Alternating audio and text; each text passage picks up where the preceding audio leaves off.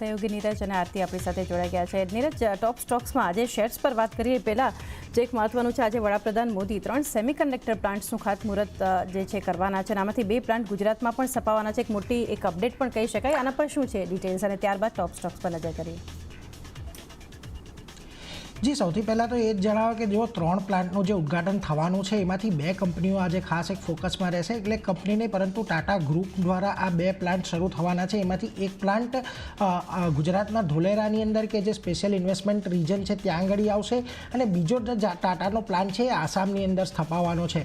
પરંતુ જે ત્રીજો પ્લાન્ટ જે અમદાવાદના સાણંદ GIDCમાં સ્થપાવવાનો છે એ CG પાવરનો પ્લાન્ટ છે। એટલે 3 પ્લાન્ટનો આજે ખાતમુહૂર્ત થવાનું છે। ખાસ કરીને ટાટાએ જે છે તે આપણને ધ્યાન છે કે જે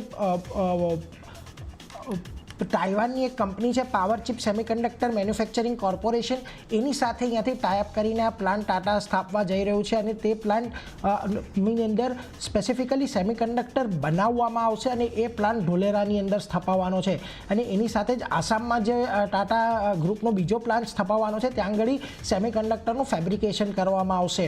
અને ખાસ કરીને સાણંદની અંદર GIDCમાં જે CG પાવર દ્વારા જે પ્લાન્ટ સ્થાપવા જઈ રહ્યો છે એ પ્લાન્ટની અંદર પણ ખાસ કરીને જે સેમિકન્ડક્ટર છે એને એસેમ્બલિંગ યુનિટ બનાવવામાં આવવાનું છે। એટલે આ એક ખાસ બહુ મહત્ત્વની ઇવેન્ટ છે, અને ગુજરાત માટે પણ આ મહત્ત્વની ઇવેન્ટ છે, કારણ કે જે પાયોનિયર આ સેમિકન્ડક્ટરની અંદર ભારત થવા જઈ રહ્યું છે એનું કેન્દ્ર અહીંયાથી ગુજરાત બનશે, અને ગુજરાતમાં આ બંને પ્લાન્ટ ખૂબ મહત્ત્વના રહેવાના છે, એક ટાટા પાવરનો અને એક CG પાવરનો।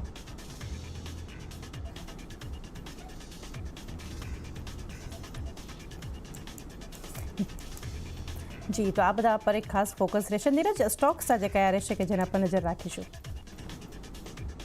જી, સ્ટોક્સની વાત કરીએ તો સૌથી પહેલાં તો આજે જો આપણને ખાસ એક ITC પર ફોકસ રહી રહ્યા છે, કારણ કે અહીંયા આપણને ગઈકાલે પણ વાત કરી હતી કે જે બ્લુમબર્ગ દ્વારા એક આપણને સમાચાર જોવા મળ્યા હતા કે બ્રિટિશ અમેરિકન ટોબેકો અહીંયા બ્લોક ડીલ દ્વારા પોતાનો હિસ્સો આ અઠવાડિયામાં વેચી શકે છે। હવે આજના દિવસમાં આ મોટી બ્લોક ડીલ થવાની શક્યતા છે, કારણ કે જો આજે લગભગ 16,775 કરોડની એક મોટી બ્લોક ડીલ થઈ શકે છે, ને BAT જે છે લગભગ 3.5% જેટલો હિસ્સો વેચી શકે છે।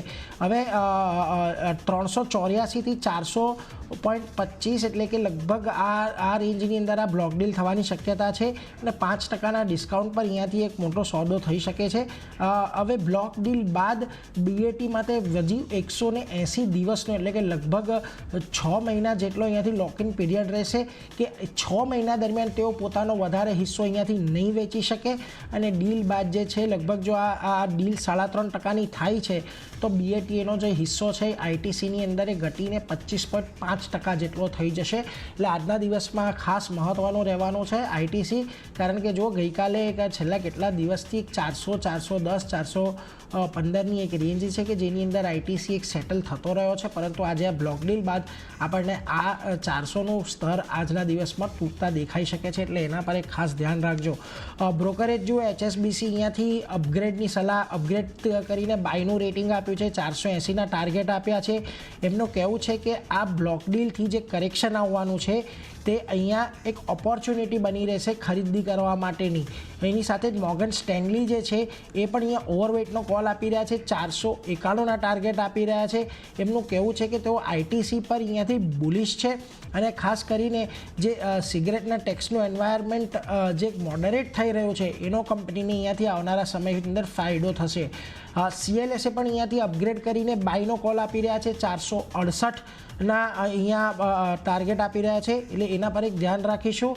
અને જો અત્યારે આપણને નીચે એક બ્રેકિંગ પણ જોવા મળી રહ્યું છે, ITCના બ્લોક ડીલ માટેના એક સમાચાર આપણને આવતા દેખાઈ રહ્યા છે, કે જેની અંદર વિગત લઈએ કે એનું શું ખાસ એક મહત્ત્વનું અહીંયાથી આપવાનું છે। આ જે બધા બ્રિટિશ અમેરિકન ટોબેકો જે છે એ અહીંયાથી જે આજના દિવસમાં આપણને આ બ્લોક ડીલની અંદર જે થવાની છે એને લઈને એક મોટા સમાચાર અત્યારે ખાસ કરીને આવતા દેખાઈ રહ્યા છે, એટલે એના પર પણ એક નજર રાખતા રહીશું। પરંતુ ઓરબિંદો ફાર્મા પર એક નજર કરી લો। અહીંયા આપણને મેન્યુફેક્ચર્ડ એસ્પેટિક પ્રોડક્ટ્સ ડિસ્ટ્રીબ્યુશન ફરી શરૂ કર્યું છે. જે એમની સબસિડરી કંપની છે ઇગ્વે ફાર્મા, એના યુનિટ 3માં બનેલા જે પ્રોડક્ટ છે એનું ડિસ્ટ્રીબ્યુશન અહીંયાથી શરૂ કર્યું છે. અગાઉ આ બંધ કર્યું હતું અને 15 એપ્રિલ સુધીમાં યુનિટનું કમર્શિયલ પ્રોડક્શન પણ શરૂ કરવામાં આવશે. એટલે ઓરબિંદો ફાર્મા માટે પણ અહીંયાથી એક ખાસ કરીને અહીંયાથી એક ફોકસ રહેવાનું છે. આની સાથે જ પેટીએમ પર પણ થોડોક ફોકસ રહી શકે છે, કારણ કે પેટીએમને એનપીસીઆઈ પાસેથી એક રાહત મળી શકે છે એવા અત્યારે સૂત્રો કહી રહ્યા છે. થર્ડ પાર્ટી એપ્લિકેશન પ્રોવાઈડર માટે લાયસન્સને મંજૂરી આપવામાં આવી શકે છે. હવે પરમ દિવસે એટલે કે 15 માર્ચને દિવસે આ જે થર્ડ પાર્ટી એપ્લિકેશન પ્રોવાઈડર છે એના પર એનપીસીઆઈ વિચાર કરવાની છે અને national payment corporation of India દ્વારા આ વિચાર થવાનો છે. એટલા માટે અહીંયાથી ખાસ એક ફોકસ રહેશે. જો અત્યારે જે આઈટીસીના સમાચાર આવી રહ્યા હતા એની અંદર થોડી વધારે વિગત અત્યારે આપણને સામે આવતી જોવા મળી રહી છે. કેપિટલ ઇન્ટરનેશનલ જે છે એ અહીંયાથી આ જે હિસ્સો છે બીએટીનો એ થોડો ખરીદી શકે છે ખાસ કરીને.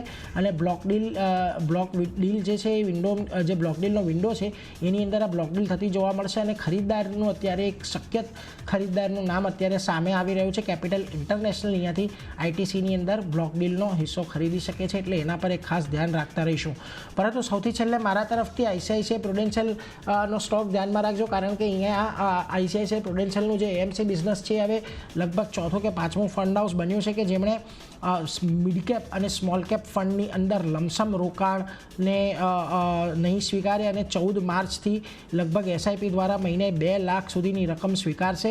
એટલે સ્મોલ કેપ અને મિડ કેપ ફંડની અંદર જે રોકાણ વધી રહ્યું છે એને અટકાવવા માટે જે એમફીએ મ્યુચ્યુઅલ ફંડ કંપનીઓને પત્ર લખ્યો હતો એના રિએક્શનમાં અત્યારે આપણને ખાસ એક આ અપડેટ આવતું જોવા મળી રહ્યું છે. તો આ બધા સમાચાર છે જેના પર નજર રાખતા રહીશું. આઈટીસી કે જે આજે ખાસો બઝિંગ એવો રહેવાનો છે, કારણ કે જો અત્યારે આ બધા આપણને સમાચાર આવતા જોવા મળ્યા છે. એટલે આ સ્ટોક્સ છે બધા મારા તરફથી કે જેને નજરમાં રાખીશું. પરંતુ આરતી, બીજા કયા એવા સ્ટોક્સ છે કે જેને ખાસ તમે નજરમાં રાખી રહ્યા છો?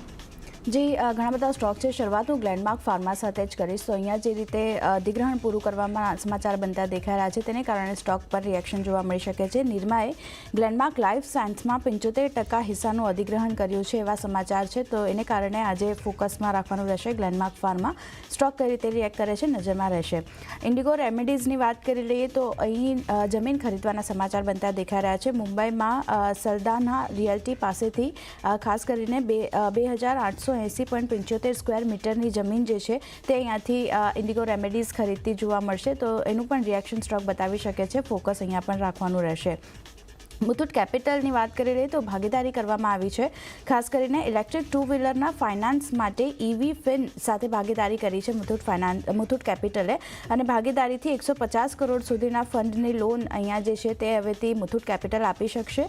EV ફિન ગ્રીવ્સ ફાઇનાન્સનું EV આધારિત ધિરાણ પ્લેટફોર્મ છે જેની સાથે ખાસ કરીને ભાગીદારી કરવામાં આવી છે. તો એક ફોકસ મુથુટ કેપિટલ પર પણ રાખવાનું રહેશે. ફાર્મામાંથી શેલ્બીની વાત કરી લઈએ તો અહીંયા પણ અધિગ્રહણ કરવાના સમાચાર આવતા દેખાઈ રહ્યા છે. શેલ્બી હિલર્સ હોસ્પિટલમાં 100% હિસ્સાનું અધિગ્રહણ કરશે અને શેલ્બી આ અધિગ્રહણ જે છે તે લગભગ 104 કરોડમાં 100% હિસ્સાનું અધિગ્રહણ કરવા જઈ રહી છે. તો શેલ્બીના કાઉન્ટર પર પણ એક ફોકસ રાખવાનું રહેશે. ટીટાગઢ રેલ સિસ્ટમ ગઈકાલે પણ ફોકસમાં હતું. આજે પણ સમાચારમાં છે.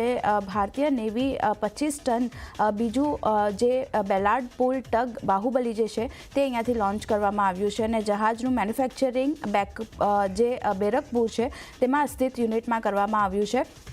સાથે જ નવેમ્બર 2021માં ભારતીય નેવી પાસેથી 6 ટગનો ઓર્ડર મળ્યો હતો કંપનીને. અને જે 25th ટી બોલાર્ડ પુલ ટગ યુવાન પણ બનાવવાનું શરૂ કર્યું છે કંપનીએ.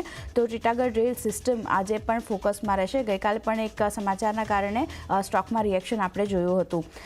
છેલ્લે મારા તરફથી સિગ્નેચર ગ્લોબલ પર નજર કરી લઈએ તો અહીંયા નવો પ્રોજેક્ટ શરૂ કરવાના સમાચાર જે રીતે મળતા દેખાઈ રહ્યા છે. સબસિડરી દ્વારા ગુરુગ્રામમાં અફોર્ડેબલ હાઉસિંગ પોલિસી હેઠળ નવો પ્રોજેક્ટ શરૂ કર્યો છે અને 166 એકર વિસ્તારમાં લગભગ 235 યુનિટનો પ્રોજેક્ટ શરૂ કરવામાં આવ્યો છે. તો સબસિડરી કંપની દ્વારા પ્રોજેક્ટ શરૂ કરવામાં આવ્યો છે. સિગ્નેચર ગ્લોબલ પર પણ આજે નજર રાખવાની રહેશે. તો ચાંદની આ બધા સ્ટોક છે નીરજ જણાવ્યા, મેં જણાવ્યા બધા પર ફોકસ રહેશે. જી, નીરજ અને આરતી બંનેનો